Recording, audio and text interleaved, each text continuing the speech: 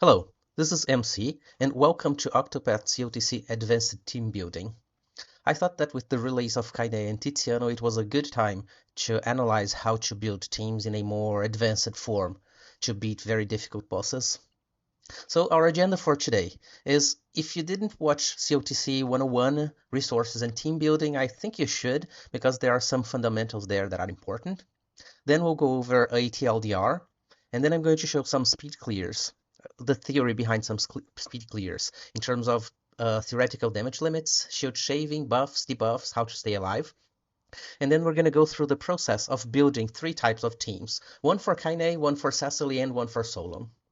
Finally, we're going to go through some turtle teams and how defensive buffs stack. And then we're going to go through a quick conclusion. So TLDR, if you're here for the Kainé team, this is what you're looking for. You can exchange 20% ultimate damage from Primrose EX for not dying or just being impossible to die if you replace Primrose EX with Shanna, and then you're going to need the Penguin Pet to charge up the ults on turn 2. With this team, you can go over 7.6 million damage without some A4 accessories that give damage up, and you can go above 11 million damage, all of this in one break, if you have Bargello and Bargello EX A4s. So let's take a look at what this team can do. This is the break turn. Canary does the breaking. Tiziano inflicts some dagger weakness stacks, and then Kainé deals big damage. And then we just repeat the process, debuffing a little more, giving some pet extra damage to Kainé. And just like that, a fight against an enemy that's not weak to dagger is over. If you want to know how to build this team, then stick around. If you're just looking for the Kainé team, you're probably done here.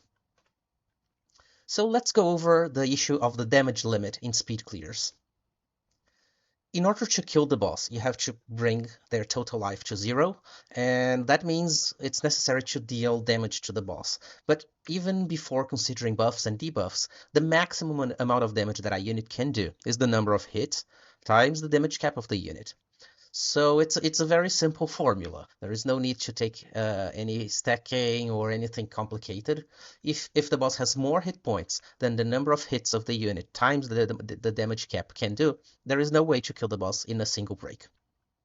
And this is why the number of hits and damage cap up accessories and skills matter so much. Of course, we don't want to go about using 40 potency skills. We want the potency of the skills to be around 100 potency, so it gets doubled by Solon or by a potency upskill of the unit. But in general, the number of hits is what matters the most. If the potency of the move is decent, the number of hits times damage cap is what we're looking for. Just as a recap, these are the A4s and items in the foreseeable future that give some form of damage cap up. So Bargello is a very premium and very important item because it's possible to get the 100k damage up from the exchange. Let's take a look at the theoretical damage cap for some units. So let's take Cyrus, Cecily, and Kainé. Cyrus can deal at most 3 hits. Let's bump that to 4 if Oswald is in the party. Cecily can deal at most 6 hits, but we can bump that up to 7 if Casti is around for the follow-up attack. And then Kainé, let's take her 8 hit and work with this. So we're going to take the 99k base damage cap up plus the 30k damage cap up from the 6-star board, so that all of the units share that. But then we start adding the artifact, elemental attack for Cyrus, physical attack for Cecily and Kainé, then cosmic weapons, and then some passives of units that usually come along. So for example, in elemental teams, Isla and Bargello are usually going to come along.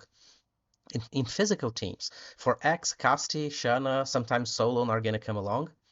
And for dagger, Tiziano and Bargello are very strong candidates to come along.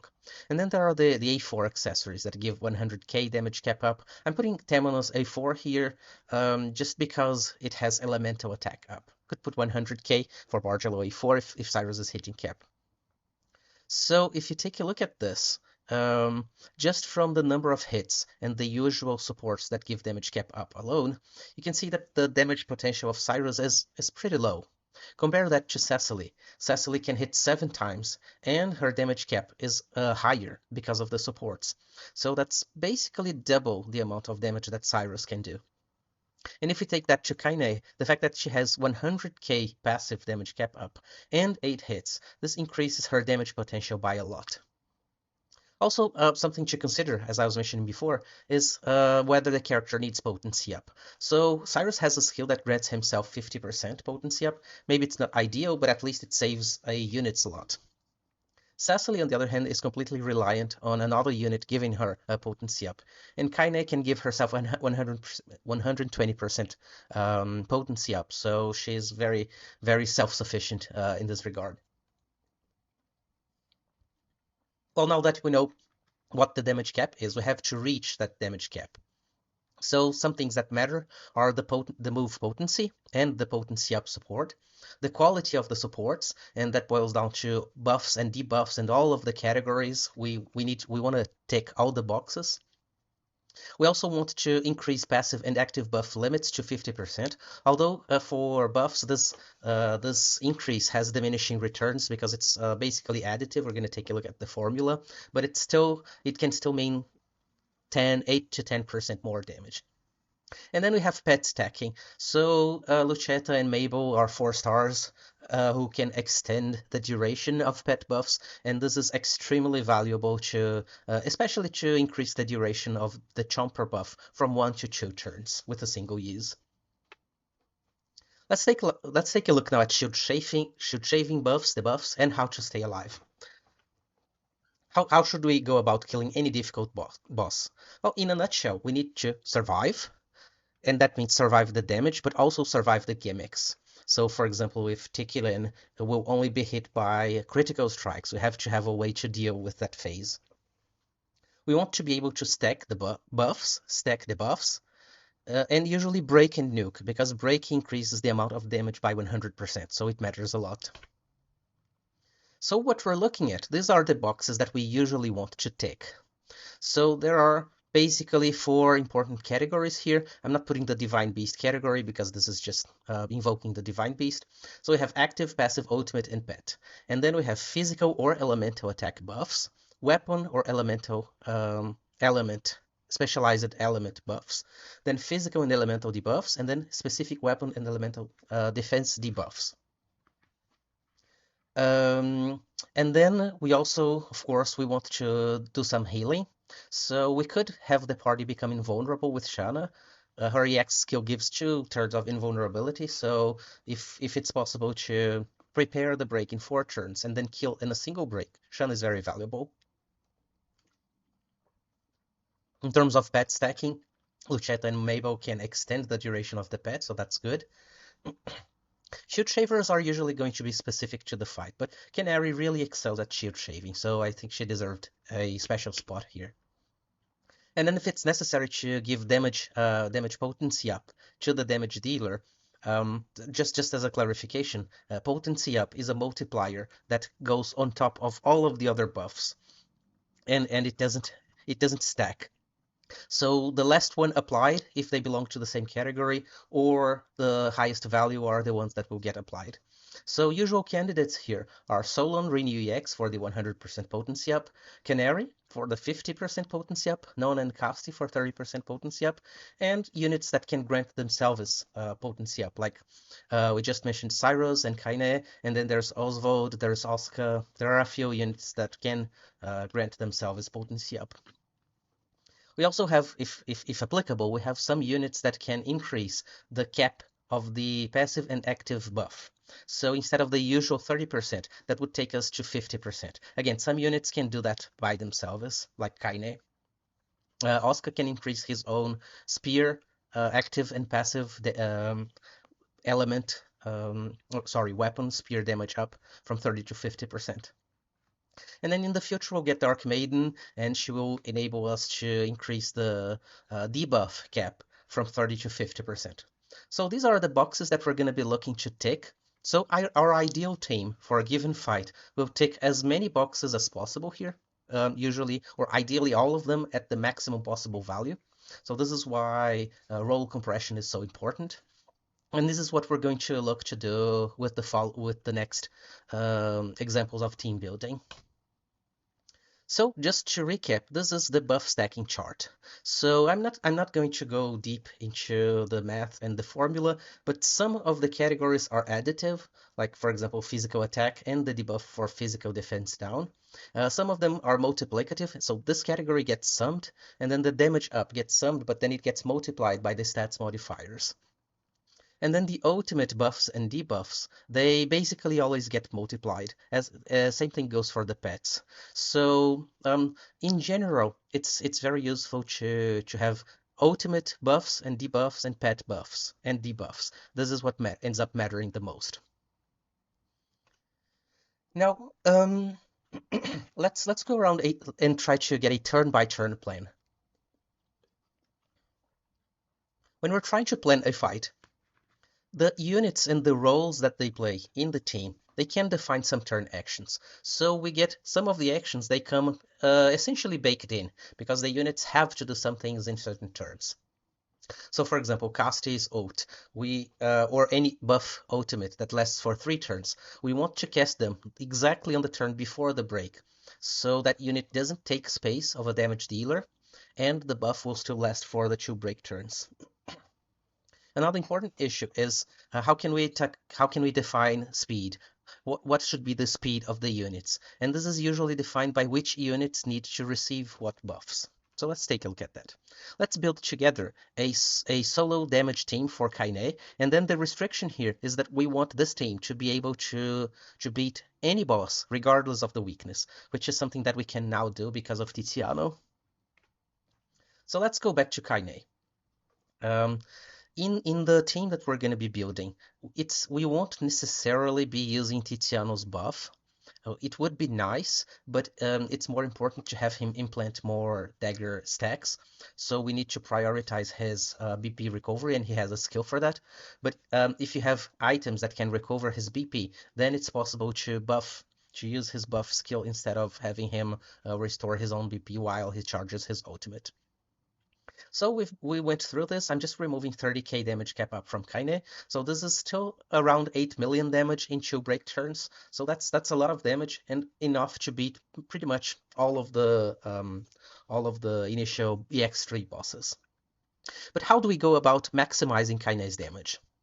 Well, in terms of items, we want to use items that help get the passive that help us get to the limit, to the most, so not passive, but to the most damage cap up we can get.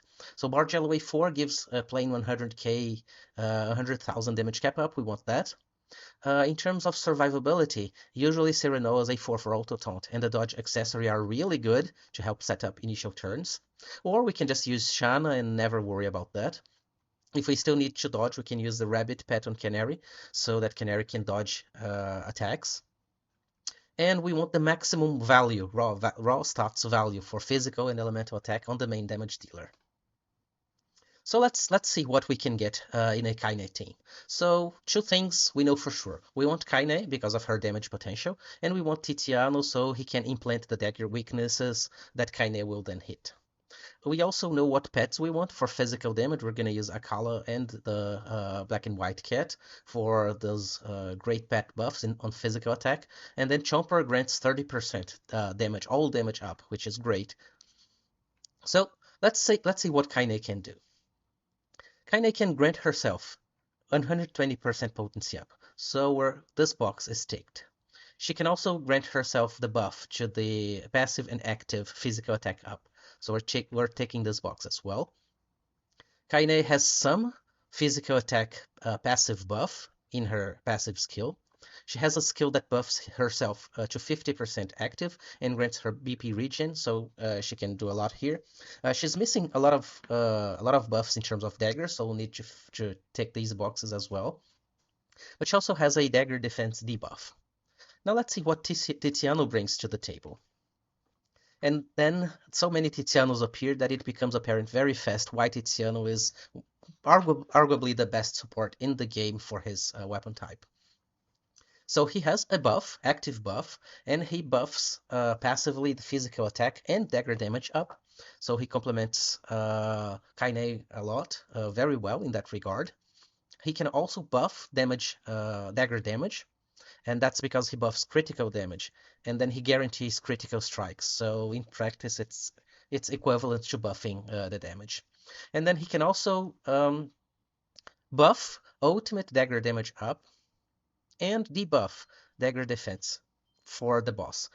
Um, One problem, of course, is that this the ultimate dagger defense would just last 2 turns. So let's see what we can do about this. And then finally, he has one of his passives, mean that any unit that breaks also inflicts 15% dagger defense down passively. So he's an extremely good support unit.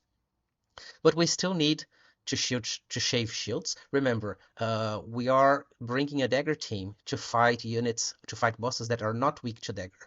So we need some competent shield shavers. We are also still missing a healer or some way to stay alive.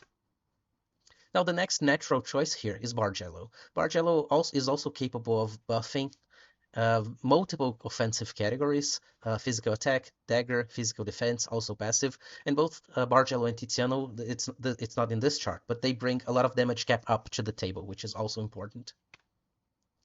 In the pet stacking department, we can use Lucetta. Remember that Lucetta can also inflict ultimate debuffs, so that's great to cap with, for example, Signa or Billy if you don't have Signa.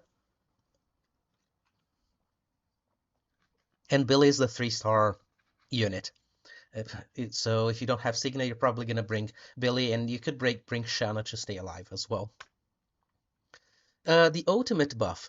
We could use Primrose EX, but we could also just not consider or not use the 20% damage up from the ultimate, and in exchange for that, we could use Shanna and just not worry about dying at all. Now, as I mentioned, we want some competent shield shavers, and Canary is very competent. She can shave 7 or 9, depending on the skill. So that's really good. And then, remember, we had ultimate debuff with Tiziano for 2 turns. But if we bring Sonia, we can also debuff Dagger and give ultimate debuff. And remember that ultimate debuffs, they stack multiplicatively, so it's extremely relevant to have ultimate damage up, or ultimate debuffs. And then to fill up the passives, we have some A4 items that can inflict passive physical defense down from Yanlong, so everyone should have this one, also from Canary, and there's also Jane's A4. I didn't want to list all of them. And in terms of dagger, the A4 for Canary and Sonia, they inflict passive dagger defense debuff, so there's that. For the ultimate debuff, we could use either Signa or Billy, and it's going to be a single action. And the reason it's relevant, even though it's just one single action, is because of the way that damage stacks. Stacking multiplicatively is extremely good and powerful in the game. And then our last guest of honor is Shanna. So if we don't mind or we don't need the ultimate buff, we can use Shanna and then just not have to worry at all about the boss damage. Of course, there may be other gimmicks like Terror or Can't Switch or Charm that may require some extra planning, but in general, for the damage side, Shanna is just outstanding. Now let's go about planning the turns. So how do we know what units to do what in what turn and how to stack them together? Well, let's start, for example, in this team with Kainé and Tiziano like we did before. We know that Kainé will be dealing the damage. So her skill during the break and the second break turn are going to be her 8x skill, the Blue Barrage. So that's set. Either the turn before the break or 2 turns before the break, we'll want Kainé using her ultimate. So that's also set. Now, let's take a look at Tiziano.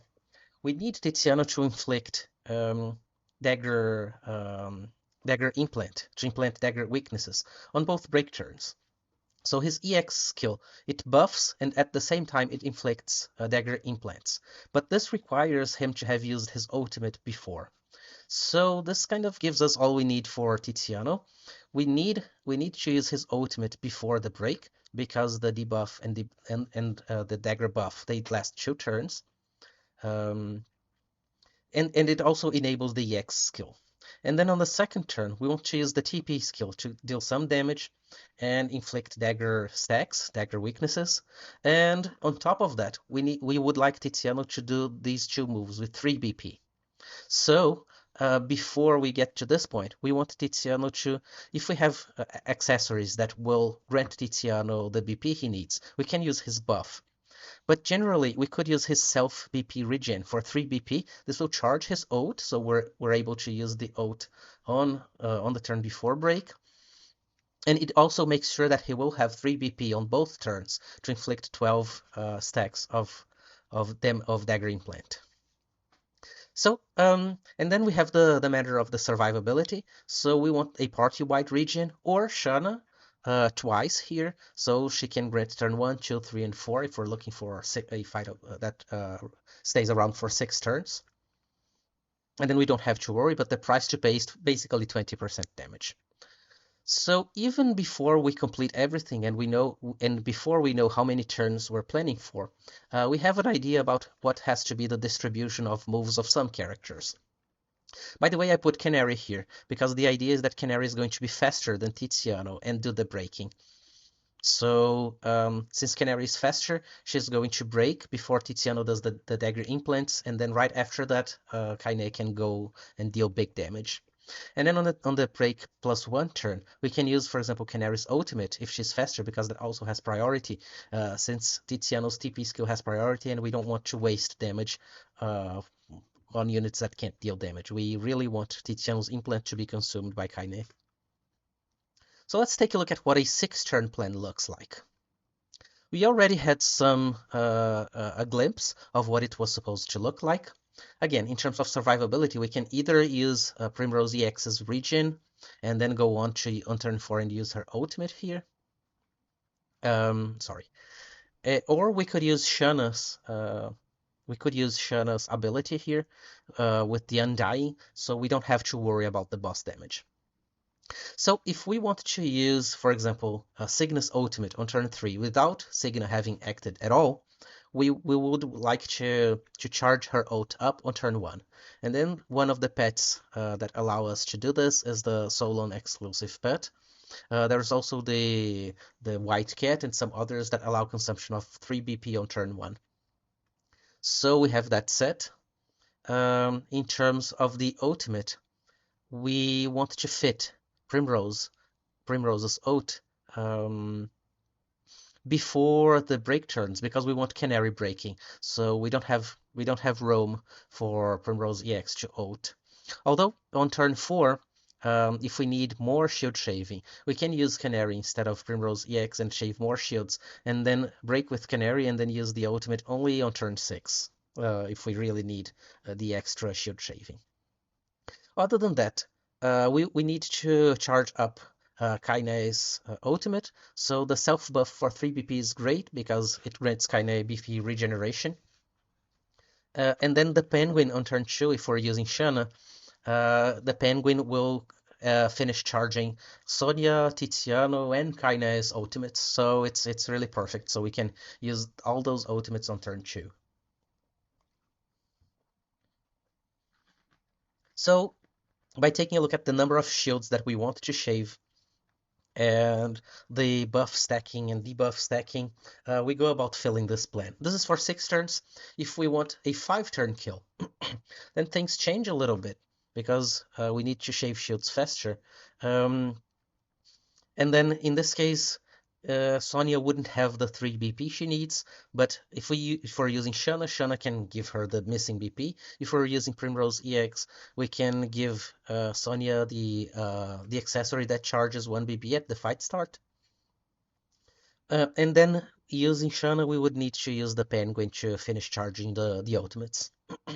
In terms of speed, remember that we want Kainé to be the slowest, Tiziano to be the second slowest because he has to go before Kainé to put the dagger implants.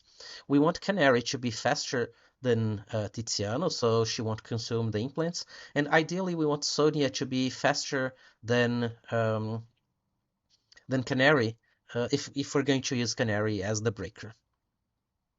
So this pretty much sets up the order, the speed, the order of the characters. And so we arrive at the final Kainé team. So we have Tiziano, faster than Kainé, so he can input the implants that Kainé will consume. We have Canary faster, and since Canary has the Monk's Gaiters, which is Yalong's A4 to inflict physical defense down, passive, we want Sonia to be faster because for 5 turns, it's usually pretty tight to get to the point where all the shields are gone. So it's very common in my tests here that Sonia will need to go first. Now let's see this team in action. I'm gonna put a 2x here. So the first thing to note is that Shanna is in the party.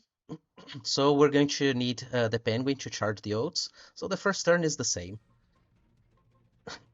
We put Tiziano to recover his own BP.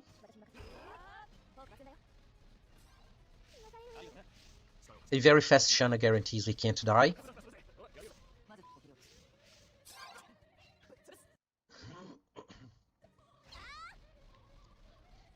Now we try to shave a lot of shields with Canary. So remember, from the first turn, we didn't have all of the ultimates fully charged. So we needed the penguin. Look, before we use the penguin, we don't have Sonia and Tiziano and Kainé's ultimates, and we really want them charged up. Especially Sonia's, because we want to use it right away on turn 2, so that when Tiziano uses his, they will stack in potency and duration, and it's the ultimate dagger defense down. So that's what we're doing here. With the penguin, we get to charge up the oats that weren't charged up yet. We use Kainé's oat because since it has a nice duration, we get 3 turns. So 1 free turn and then the 2 break turns. So it's pretty good. And this is Shanna working her magic here. Kainé would have died. Now we can do that again. So we guarantee an extra 2 turns of invulnerability. I'm using the 5-turn battle plan here. So this should be done in 5 turns. We are at the point where we stack pets. And this is the chomp because Titus has a bit one too much shield to shave. Bargello's buff guarantees some extra damage cap up.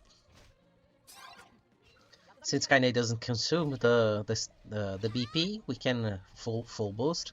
And since Titus is weak to light, this is going to shave a bunch of shields. And then we get to the point where we kill the boss. So ideally we would want to use Tiziano's EX skill before the TP, but in this case we're exactly 1 shield short, so we need to use the TP before the EX. Now with Canary breaking, and then there's some big damage here.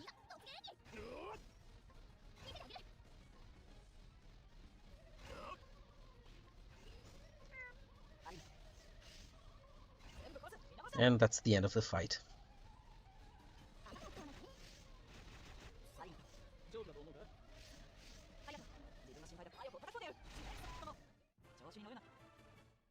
So in case you're curious, this is the team and loadout.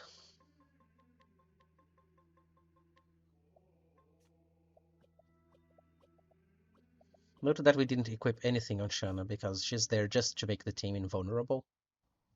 Now for the simple fight 2, let's say that you really need the extra power of the 20% of Primrose EX's oat, and maybe the boss is not that dangerous. So something that can be done is to put that oat damage up. So we just use Primrose EX's healing, and in this case we don't really need the penguin pet because she finishes charging the ultimates of the units. So no, it's really not a big deal. In this case I'm using a pet to charge up Sonia's BP, but it could be the accessory that gives an extra BP when the fight starts. Other than that, it's just the same sequence. The good thing of having 1 single damage dealer is we don't really have to care very much about the order of the buffs, because the damage dealer will just receive all of the buffs anyways. So So this is the point where we extend and grant a little bit more of dagger debuff. Look, note that Sonia's dagger debuff would end this turn if it weren't for Tiziano. So we get some extra damage cap up and some buff with Bargello.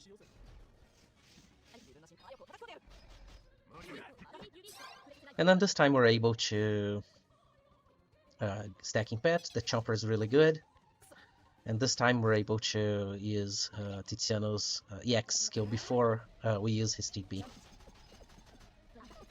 Breaking with Canary as we wanted to. And here are the 6 dagger stacks. And that's the fight. We could probably do that with Shanna too. Let's move on to building a team with Cecily. So if we're using Cecily, the number of hits she can get is, she has naturally 6 because of her double cast, but with CotC follow-up attack she gets 7 hits. So if you do the math, we're looking at about 2.4 million damage per break turn, or 4 million if you have a few more accessories.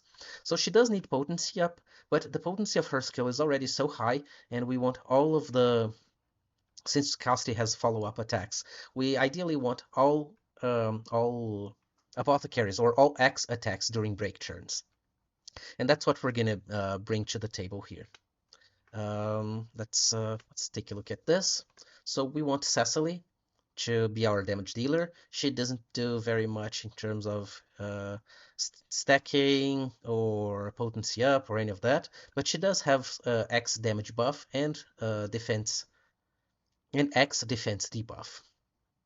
In terms of passive X defense debuff, there's CotC A4, and then there is Jane's passive that can inflict X defense passively, reduce X defense. But in this instance, we don't have CotC's A4, and we're not using Jane, so our only choice is to use the Live Alive collab item that reduces X defense on break.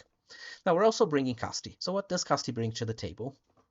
Well, she brings potency up to the damage dealer. It's just 30%, but that's better than nothing because of the other things that she brings to the table.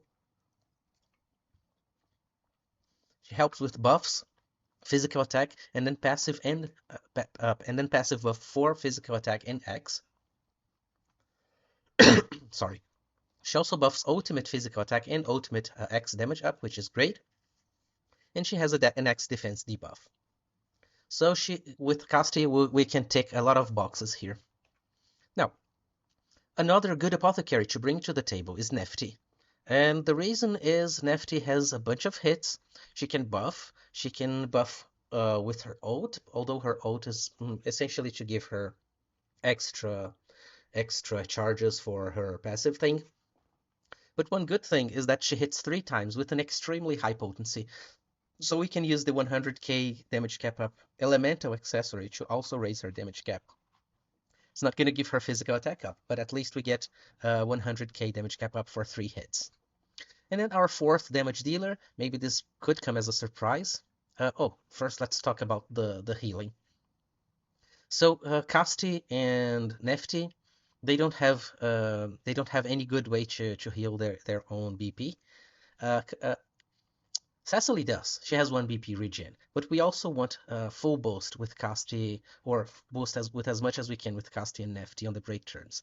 And so Ogun is a good choice for that, because he can buff with his ultimate, he can do the healing part, and he also has a skill that increases regeneration for BP.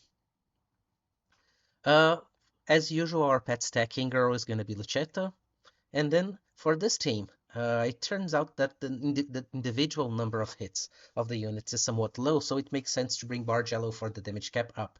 And he can also do some debuffing and buffing for physical attack, and bring the buff, the passive physical attack buff. So he doesn't really need to do very much, and this is why he's paired with CotC. Oh, by the way, if we return to the Kainé team, it's kind of interesting to pay attention to the fact that Tiziano has to do a lot of stuff. So we couldn't pair Tiziano, obviously not with Kainé or Lucetta, But we didn't. It wouldn't be good to pair with Primrose EX because she has to do two moves. Canary, we want Canary doing moving or shield shaving as often as possible. Bargello, well, he gets to the two moves too for the debilitate. So and Sonya, we want Sonya shield shaving as often as possible. So the only unit that only really needs to do something only once was Signa. So the pairing of Tiziano and Signa was mostly because Tiziano has to do so much. And if we go to the X team here, it's about the same. Casti has to do so much that if we, bringing Bargello has with a single move he increases damage cap, and just by being there he increases passive physical attack. So it makes sense to bring Bargello. Now, as usual, we get our ultimate debuff from Signa or Billy if you don't have her. Of course, you can feel free to change any of these guys and replace them with Shanna if you are having trouble staying alive. But something that one might not have anticipated is the use of haste. And one of the reasons is he can debuff physical defense, passive physical defense. He has an ability that does that. So he basically increases a lot the damage of the X team, besides being able to deal some decent damage himself.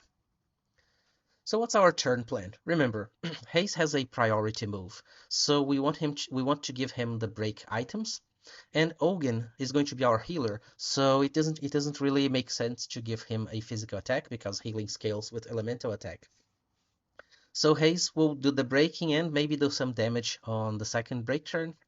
So if we are looking for a 6-turn plan, I'm not even going to worry about shield shaving here because Axe has so much with Casti's follow-up attacks and multi-hits that this is usually not a problem. But in terms of reverse, of moving backwards from the break turn, if we consider that turn 5 is the break turn, we know that on turn 5 we're going to want to use a haste priority move to kill 4 shields and do the breaking. So the other units we want them nuking. This means that Nefty and Casti, ideally, they would have extra BP regeneration. We want to use the ultimates for the buffing before the break turn, so that we don't have to worry about this and we can maximize the damage during the break turns. And so, taking a look at turn 3, what happens here? So, Cecily, ideally, we want to use anything for 3 BP on turn 1, so we can use her ultimate on turn 2. And the reason for that is we want to enable her EX skill. Nefty is going to be using her ultimate on turn 2, and the reason for that is that we want to charge as fast as possible her stacks that enable her to deal 3 hits with her nuke. And Bargello, he only really has one spot that he can do some buffing, and that's turn 2 because Casti occupies so much. She has to use her ultimate, which means she has to act before, and he uses her EX skill to buff all of the party members, but also charge up her ultimate. So if we take a look at turn 2, we have we'll have Nefty on the front row and Bargello on the front row. And on turn 3, Casti will come to the front row and Signa will come to the front row. So we want Casti to come to the front row so that she gets the pomegranate from Ogun. And we want Ogun to cast pomegranate before Signa comes in and takes the place of Nefty. So turn 3 is basically what defines the speed and the turn order. We want Casti to be faster than Ogun, and we want Ogun to be faster than Signa. So this is the speed restriction here. So what does our final team look like? Well, Nefty has so much potency that she can use the elemental orb without physical attack just for the 100k damage up. And then we want Ogun faster. We want Casti faster than Ogun. If you take a look at the speed here, let me fix this. If you take a look at the speed here, Ogun's speed is 421 and Casti's speed is 422. So it's easy to note that I did some tuning here to make Casti exactly 1 speed point faster than Ogun, and then Signa is slower than Ogun, not by very much. So we're controlling the speed here. Let's take a look at a sample speed, at a simple fight. Speed this up. We're not going to watch everything, but we can take a look at the turn order. So on turn 1, we want Cecily to attack with 3 BP, so she charged up her ult. We're gonna do the healing with Ogun. At some point, it's better to just play the game, because it gets so complicated. So here we have some X resistance down, healing and protection. Well, I suppose I could have done something different here. Anyways, this is the follow-up attack. Now Nefty uses her ult to help charge those team points of hers. We can use haste to shape some shields or not, if it's not necessary. Just need to make sure that the boss has 4 or less shields on turn 5, so that haste can break with his priority move.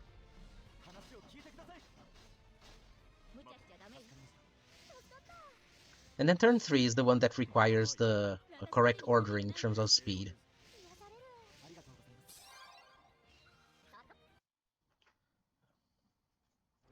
I keep putting this back. Let me...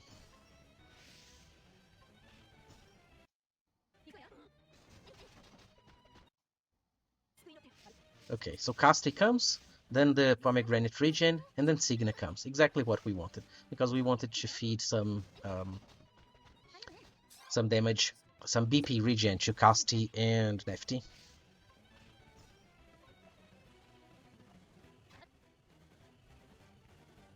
So finally we get to our final buff part, and then we're just going to do big damage. Cecily's debuff is really good because it shaves 4 shields, in addition to reducing X resistance down. And now it's time to nuke and kill. Pet stacking? Not really stacking, but increasing the duration of Chomper.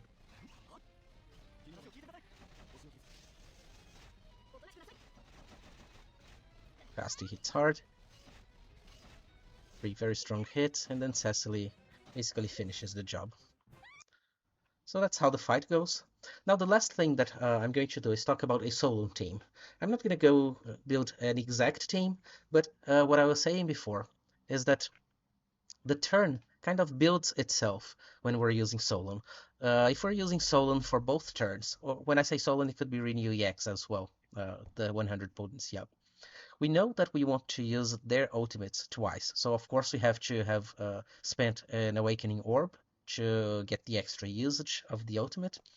But we want to use their ultimate, then use either Primrose EX or Orond to charge the ultimate, and then use their ultimate again. So I'm taking Ringabel here, and he doesn't have the potency up himself, but it could be any unit that doesn't have potency up. So the 2 final turns are pretty well set, and we need the ultimate to be charged beforehand. So either we charge Renew and Solon's ults with a pet, or we have to use a skill before. So there are a lot of blanks, but there's also a lot filled in here, so it's not very complicated to get a team, to get a double Solon team going on. Let's take a look at what a double Solon fight looks like.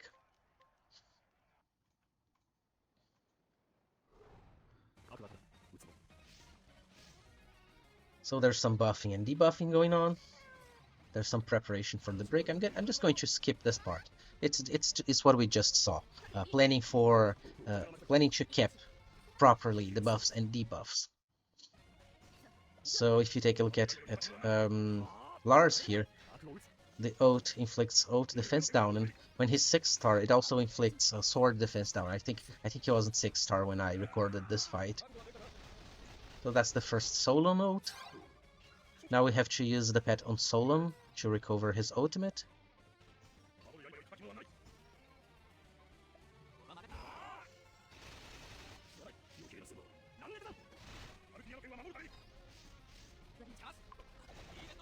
And Ringabel does the rest of the job. Alright, now let's talk a little bit, really quickly, about turtle teams. When you need to turtle a fight, it's important to understand that defense stacking is fundamentally different from offensive stacking. Offensive buffs and debuffs, they have diminishing returns, but defensive buffs and debuffs, they have increasing returns. They stack additively. So it's important to note that the enemy self buffs and their debuffs, they also count. So if your mitigation level is at, let's say, 90%, but the boss buffs their attack 30%, then you're back to 60%. So if you take a look at, for example, 90% to 100%, a 10% increase in mitigation level is going to take the damage from 10% to 0. So essentially, you're going to be mitigating 100% of the damage that the team was taking before. So the idea here is to keep stacking passive physical defense and then active physical attack debuff and then active physical defense all the way up from 30 to 60 to 90% mitigation. And if you happen to have Kiln's Insignia, this can come up to 105%. So it's a really good mitigation level. And but getting the passive physical defense is not necessarily the easiest thing. So for the cascade battles, the team that I'm currently using is this. So Hikari is the damage dealer, and the good thing is he can hit all weaknesses. But then we have Ramona in the back, so her 15% passive physical defense and elemental defense to the front row unit, stacked with Ricky's 15% passive defense to the full front row. That's if he has 2 BP. So I just have to make sure that he has 2 BP or more at all times. And then Miles has a 15% passive physical defense to the front row unit, and that gets combined with Miles' own A4 that gives another 15%, or I think it's 10% actually, passive elemental defense, but it's still very decent. And then for Kilns is our tank, so he can grant himself 20% physical and elemental defense up. In addition to that, he's the one character that can grant 10% physical and elemental attack debuff in the passive category. And if you take a look at the chart here, 10%, the more mitigation level you have, the more it matters to have an extra 10 or 5%. So the 10% and 5% of Sigyn and Kills actually mean a lot if you have other sources of mitigation. And then other than that, there's the debuff from Canary and Kills. And Renew gives 15% active physical and elemental defense up to the full front row. So Kilns is absolutely kept, and the other units are basically missing 15% physical and elemental defense in the active category for this turtle team. So finally we get to the end of this video. And I'm gonna end by saying that the first thing to do is check when checking if you are going to be able to defeat a boss is to check the theoretical damage limit. So this is the way to check if the boss can even be killed. Pick up some units with good roll compression. We just saw that Tiziano does a lot, right? For example. Tick the buff, healed, and shield shave boxes that I showed in the presentation. Plan the turns, usually backwards. A lot of the times it's simpler than it looks because some of the turns that units have tracked, they are spelled out in terms of having to nuke on break turns or use the ultimate right before the break turn. Now, when bosses have gimmicks, we usually have to sacrifice some damage to work around a specific gimmick. So ideally, again, having units that do good roll compression is good for this. And with all that said, I hope you all enjoyed this session in advanced team building for Octopath COTC, and see you around.